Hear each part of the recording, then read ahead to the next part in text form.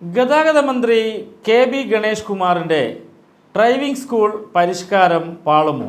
Driving test പരിഷ്കാരം motor വാഹന വകുപ്പ് മെയ് മുതൽ നടപ്പാക്കിയേക്കുമെന്നാണ് സൂചന. ഇതനുസരിച്ചുള്ള പരിശോധനാ കേന്ദ്രങ്ങൾ കൂടി ഒരുക്കേണ്ടതുണ്ട്. എന്നാൽ ഡ്രൈവിംഗ് സ്കൂൾ ഉടമകളാണോ സർക്കാരാണോ ഒരുക്കേണ്ടതെന്ന കാര്യത്തിൽ അനിശ്ചിതത്വമുണ്ട്. പരിഷ്കാരം സംബന്ധിച്ച് നിർദ്ദേശമറിയിക്കാൻ ചുമതലപ്പെടുത്തിയ 10 അംഗ സമിതി റിപ്പോർട്ട് സമർപ്പിച്ചിരുന്നു. പഴയതുപോലെ എച്ചെടുത്താൽ ഇനി കാർ ലൈസൻസുമായി പോകാനാകില്ല. കയറ്റവും ഇറക്കവും റിവേഴ്സ് പാർക്കിങ്ങുമൊക്കെയുമുള്ള മാതൃകയാണ് ഒരുക്കിയിരിക്കുന്നത്. സമാന്തര പാർക്കിംഗ്, ആംഗുലാർ പാർക്കിംഗ് തുടങ്ങിയവയുമുണ്ട്. ടേണിംഗ് റേഡിയസ് കുറഞ്ഞ വണ്ടിയും പരിശോധിച്ചാണ് പുതിയ രീതി രൂപപ്പെടുത്തിയിരിക്കുന്നത്. ഈ സംവിധാനങ്ങളെല്ലാം മൈതാനത്ത് ഒരുക്കേണ്ടി വരും.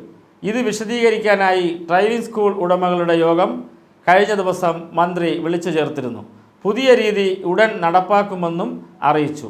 പരിശോധനാ കേന്ദ്രങ്ങൾ ഒരുക്കണമെന്ന് സ്കൂളുകാരോട് നിർദ്ദേശിച്ചിരുന്നു. ചിലർ സമ്മതിച്ചെങ്കിലും ചിലവോർത്ത് അവരിപ്പോൾ ആശങ്കയിലാണ്. നിലവിലെ പരിശോധനാ രീതി അനുസരിച്ച് ഏതു മൈതാനത്തും എച്ച് എടുപ്പിക്കാം. എന്നാൽ പരിഷ്കരിച്ച രീതിയിൽ കുറച്ചുകൂടി സൗകര്യങ്ങൾ ഏർപ്പെടുത്തേണ്ടതുണ്ട്. ഇതൊരുക്കാൻ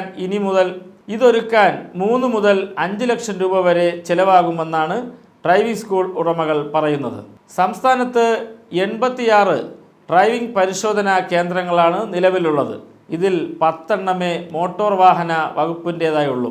മറ്റിടങ്ങളിൽ പൊതുസ്ഥലങ്ങളാണ് ഉപയോഗിച്ചു വരുന്നത്. ഇവിടെ സ്ഥിരം സംവിധാനമൊരുക്കാൻ സാധിക്കുകയുമില്ല. അവിടങ്ങളിൽ പുതിയ സ്ഥലം കണ്ടെത്തേണ്ടിയും വരും. ഇതാണ് ഡ്രൈവിംഗ് സ്കൂൾ പരിഷ്കാരത്തിലെ പുതിയ രീതികളെന്നും ഡ്രൈവിംഗ് സ്കൂൾ ഉടമകൾ പറയുന്നു.